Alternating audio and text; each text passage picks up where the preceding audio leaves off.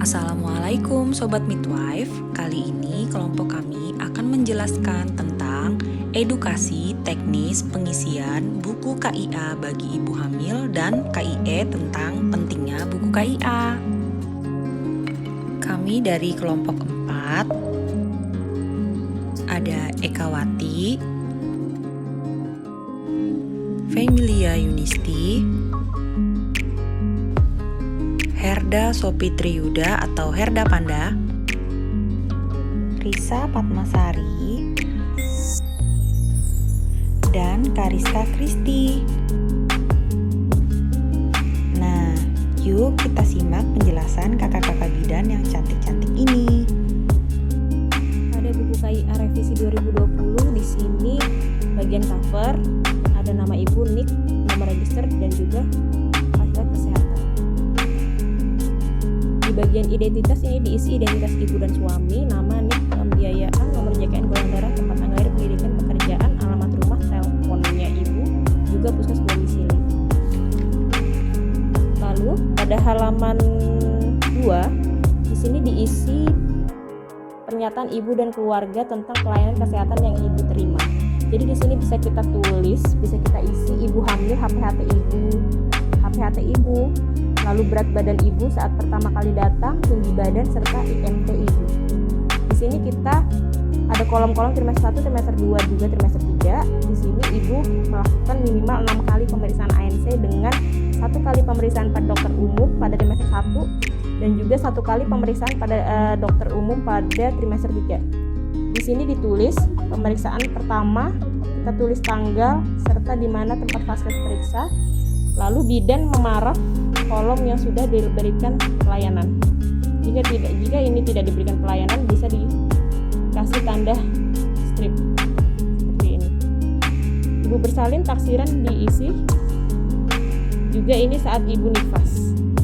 Sama, jadi ini diisi kolom ini diisi paraf bidan yang memberikan pelayanan itu. Halaman 3 diisi pengawasan minum tablet tambah darah itu terhadap ibu oleh keluarga. Jadi di sini ada kolom-kolom ini bisa diisi oleh suami centang jika ibu meminum tablet tambah darah perharinya. Untuk amanat persalinan ini wajib diisi oleh ibu dan juga ibu, suami atau keluarga yang mendampingi, juga bidan. Jadi di sini diisi untuk salah satunya pengisiannya juga kurang lebih sama dengan yang ada di stiker P4K, yaitu penolong persalinannya rencana siapa, untuk dana persalinannya apa, untuk kendaraan, metode kontrasepsi ibu apa, dan juga untuk calon pendonor darahnya siapa aja. Lalu tanda tangan persetujuan oleh suami, ibu hamil, serta bidan yang bersangkutan. Untuk halaman 5 ini halaman pelayanan dokter yang pertama pada trimester 1. Di sini ditulis nama dokternya siapa, vaskesnya di mana, serta evaluasi kesehatan ibu hamil ini dokter yang isi. Jadi di sini diisi tinggi badan, berat badan lila, serta IMT, juga tanggal periksa, status imunisasi ibu, riwayat kesehatan ibu sekarang ini dilingkari jika ibu memiliki riwayat kesehatan yang ada di dalam sini, lalu diisi riwayat kehamilan dan persalinan yang sebelumnya. Nah, ini sama juga dilingkari jika ibu memiliki riwayat dari keluarga serta jika ibu melakukan pemeriksaan khusus. Ini dilingkari. Untuk halaman 6 ini sama untuk pelayanan dokter. Di sini jika ibu melakukan USG bisa ditempel hasil USG-nya di sini, lalu pemeriksaan fisik ibu ini dilingkarin. USG trimester 1, hari terakhir serta usia kehamilan ini dokter yang isi. Lalu ini pemeriksaan laboratorium. Jika ibu sudah melakukan pemeriksaan laboratorium seperti pemeriksaan darah, HB, golongan darah, gula darah, serta PPIA, hepatitis, sifilis, juga gula darah ya. Nah di sini ini HB juga. Ini kesimpulan ini dokter yang isi serta rekomendasi dari dokter umum apakah ANC dapat dilakukan di fasilitas kesehatan tingkat pertama ataupun lanjutan. Untuk pelayanan kehamilan ini diisi oleh bidan atau perawat. Jadi di sini diisi di atas usia kehamilan 12 minggu. Di sini bisa dilihat target kenaikan berat badan ibu. Di sini kita centang, kita hitung dulu IMT ibu berapa. Jika sesuaikan dengan IMT ibu, kita bisa lihat di bagian ini. Untuk target rekomendasi peningkatan berat badan tadi sudah dihitung, IMT ibu 20,6. Jadi rekomendasinya naik sekitar 11,5 sampai 16 kg selama hamil. Lalu kita centang bagian target kenaikan BB ibu hamil sesuai IMT. Di sini kita lihat untuk DJJ ini ditandai dengan simbol silang. Di sini jika DJJ ibu di atas 160 serta di bawah 100 ini diharapkan dilakukan perujukan. Lalu pengisian TFU ditandai dengan lingkaran. Ini diisi di atas 20 minggu usia kehamilan. Jadi kalau sudah usia kehamilan ibu 20 minggu, kita ukur TFU-nya menggunakan sentimeter, satuan sentimeter. Ini kita isi di titik. Setelah itu untuk tekanan darah dan nadi dengan simbol seperti ini kita ukur ini sistol dan ini diastolnya. Juga nadi dengan tanda titik. Lalu gerakan bayi diukur ditanyakan pada saat usia kehamilan di atas 30 minggu dengan simbol pengisian positif atau negatif. Jika dalam satu hari ibu mengalami 12 kali pergerakan, kita tandai dengan positif. Lalu urin protein jika dilakukan kita isi. Urin reduksi juga seperti itu, urin protein dengan tanda simbol positif, negatif, positif 1, positif 2 dan seterusnya. Lalu hemoglobin pemeriksaan HB jika dilakukan kita isi sesuai usia kehamilan. Misalkan jika ibu datang dengan usia kehamilan 27 minggu dengan HB 11 gram per dl, itu kita isi di bagian sini, di bagian 27 minggu. Untuk kolom kalsium dan aspirin ini jika diberikan ditandai dengan tanda positif kalau misalnya diberikan kalsium atau aspirin. Nah, untuk MAP ini dihitung setiap kali ibu berkunjung. Jika ibu memiliki nilai MAP di atas 90 itu dianjurkan untuk dirujuk karena bisa terjadi resiko preeklamsia. Untuk halaman selanjutnya yaitu grafik peningkatan berat badan. Di sini kita bisa lihat ada simbol warna pink serta hijau. Di sini kita hitung terlebih dahulu, diisi di sini berat badan ibu saat hamil awal ataupun misalkan ibu datang dengan usia kehamilan 5 minggu atau juga berat badan ibu sebelum hamil. Kita isi di sini. Lalu kita hitung IMT, di sini didapatkan IMT ibu 20,6. Jadi rekomendasinya 11,5 sampai 16 kg kenaikan berat badan selama hamil. Pada angka yang di bawah ini termasuk angka usia kehamilan. Di sini usia kehamilan ibu. Angka yang di samping ini termasuk kenaikan berat badan dalam satuan kilogram. Jadi untuk mengisinya ini di sini kita contohkan berat badan ibu 48 kg, kita isi di ibu datang dengan usia kehamilan 5 minggu dengan berat 48 kg, kita isi di sini. Lalu ibu datang kembali dengan usia kehamilan 15 minggu dengan berat badan 53 kg, kita isi. Kenaikan antara 48 dan 53 kg itu 5 kg, jadi kita isi di garis 5. Seperti itu. Untuk selanjutnya juga sama, ibu datang dengan usia kehamilan 27 minggu dengan kenaikan berat badan 57 kg, yaitu mendapatkan kenaikan 9 kg dari awal hamil. Jadi kita isi di bagian garis 9 di sini. Jika tanda ibu melebihi ataupun kurang dari tanda simbol yang disesuaikan dengan IMT, itu dianjurkan untuk konsultasi ke ahli gizi yang ada di Vaskes. Untuk halaman 9 ini sama untuk pelayanan dokter untuk screening preeklamsi pada usia kehamilan di bawah 20 minggu. Di sini bisa diisi dicentang jika ibu memiliki salah satu kriteria dari anamnesa yang ada di sini. Jika ibu memiliki kriteria resiko 2 tanda di resiko sedang, itu dianjurkan untuk dirujuk. Begitu pula dengan resiko tinggi, jika ibu memiliki salah satu tanda resiko tinggi, itu dianjurkan untuk dirujuk. Juga kesimpulan ini dokter yang isi untuk rencana tindak lanjut gizi setelah ini. Untuk halaman 10 ini sama lembar pemeriksaan dokter pada trimester 3. Jadi di sini sama cara mengisinya, dokter yang mengisi, dokter umum, dilingkarin jika ibu ada memiliki tanda-tanda seperti di bawah. Lalu diisi rencana persalinannya bagaimana, pemeriksaan laboratoriumnya diisi, dan konseling serta layanan kontrasepsi. Ini dokter umum yang mengisi. Lalu di halaman 11 ini ada ringkasan pelayanan kesehatan dokter spesialis yang mana nanti yang mengisinya adalah dokter spesialis. Di halaman 13 ini ada ringkasan pelayanan persalinan yang mana nanti yang menolong membantu persalinan itu yang akan mengisi datanya di sini.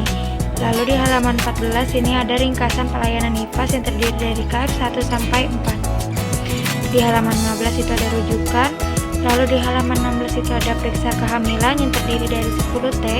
Di halaman 17 itu ada kelas ibu hamil. Di halaman 18 itu ada perawatan ibu sehari-hari dan apa saja yang harus dihindari. Di halaman 19 itu ada kebutuhan nutrisi ibu hamil dari trimester 1, 2, dan 3. Lalu di halaman 20 itu ada aktivitas fisik yang dibolehkan untuk ibu hamil dan yang harus dihindari oleh ibu hamil.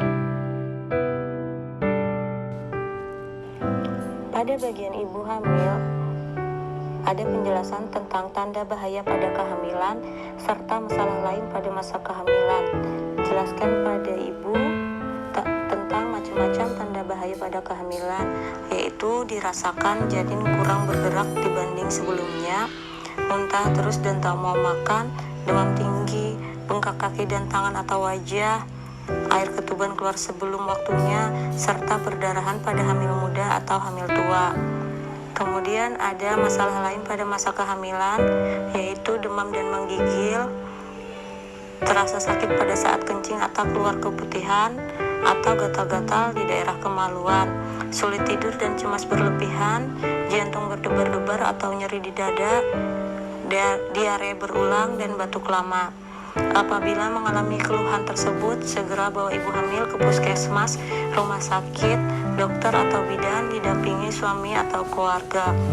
Jika bidan sudah menjelaskan, anjurkan ibu untuk memberi tanda centang pada kotak yang telah disediakan pada buku KIA, kemudian bidan memberi paraf dan tanggal dijelaskan konseling. Bagian selanjutnya untuk ibu hamil, bidan menjelaskan tentang persiapan melahirkan atau bersalin. Bidan memberitahukan tanggal perkiraan persalinan, kemudian beritahukan pendamping, persiapan tabungan, kartu jaminan kesehatan, serta rencanakan untuk melahirkan ditolong oleh siapa. Siapkan KTP dan kartu keluarga, serta keperluan lain untuk ibu dan bayi yang akan melahirkan. Siapkan kendaraan, pastikan ibu hamil juga sudah menempelkan stiker P4K. Rencanakan ikut keluarga berencana setelah bersalin.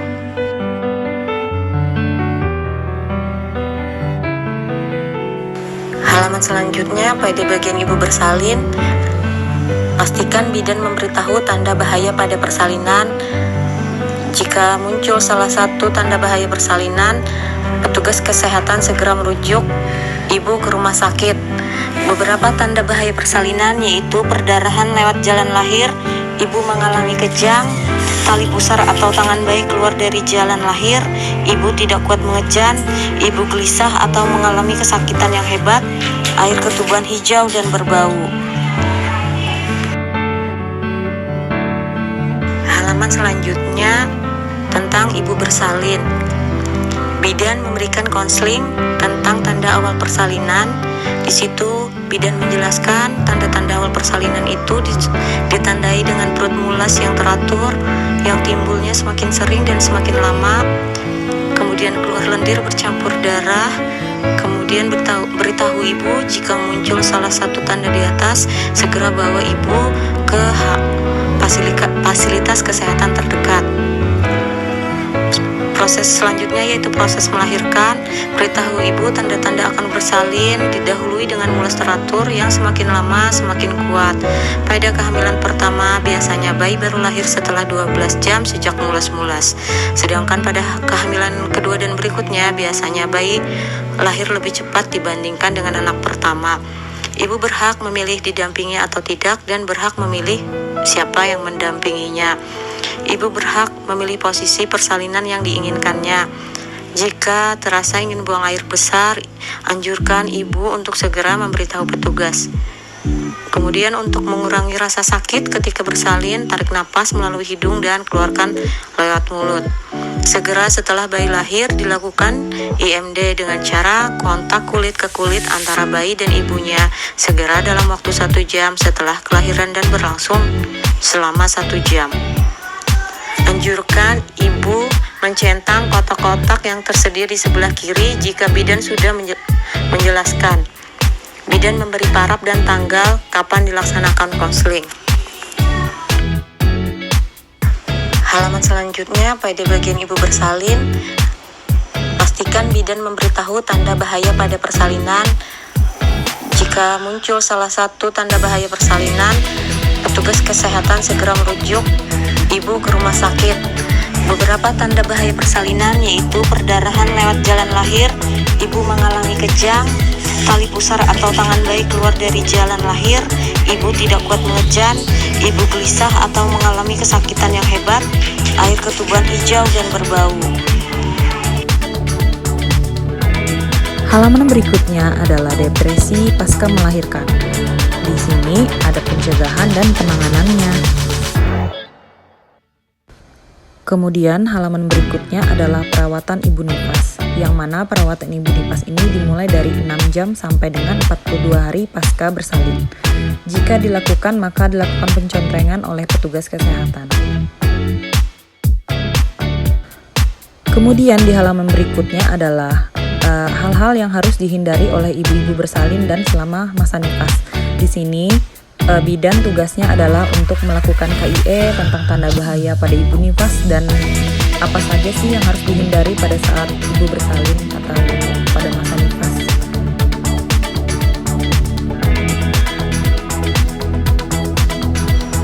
Bagian selanjutnya yaitu bagian ibu menyusui.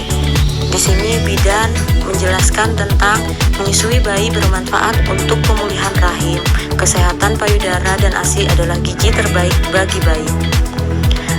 Bidan menjelaskan tentang cara menyusui yang benar. Bidan menjelaskan tentang posisi dan perlekatan menyusui yang benar. Bidan menjelaskan posisi menyusui bayi kembar. Bidan menjelaskan cara memerah dan menyimpan ASI. Bidan menjelaskan tentang cara penyimpanan ASI perah. Bidan juga menjelaskan porsi makan dan minum ibu menyusui untuk kebutuhan sehari. Bidan mengajarkan cuci tangan pakai sabun, serta kapan saja ibu harus mencuci tangan. Jelaskan pentingnya mencuci tangan dengan air bersih dan sabun.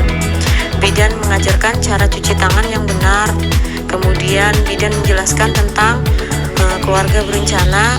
Jelaskan kepada ibu mengapa perlu ikut ber-KB. Jelaskan metode kontrasepsi jangka panjang. Jelaskan metode atau non-metode kontrasepsi jangka panjang. Kemudian jika bidan sudah menjelaskan, anjurkan ibu untuk memberi tanda centang jika ibu sudah mengerti. Setelah diberikan konseling, bidan memberikan paraf dan tanggal diberikannya konseling. Komunikasi informasi dan edukasi atau KIE bagi ibu hamil dan balita untuk memantau pertumbuhan dan perkembangan anak secara rutin. Buku KIE digunakan sejak masa kehamilan dan dilanjutkan penggunaan sampai anak usia 6 tahun. Buku KIA tersebut berfungsi mendokumentasikan atau tempat untuk mencatat semua hasil pelayanan kesehatan yang dilakukan oleh petugas medis terkait, tentunya saat adanya proses kehamilan, persalinan hingga nifas. Untuk itu, buku KIA penting untuk dimiliki oleh para orang tua, khususnya ibu hamil, agar dapat melakukan pemantauan tumbuh kembang anak sebagai deteksi dini. Adapun pemantauan ini menjadi salah satu cara mengurangi resiko stunting atau permasalahan gizi lainnya pada anak. Buku KIA dapat diperoleh pada Polindes, puskesmas pembantu, puskesmas, rumah sakit, tempat praktik bidan, dokter spesialis, obstetrik dan ginekologi, dokter spesialis anak, serta sarana pelayanan kesehatan lainnya milik pemerintah atau swasta.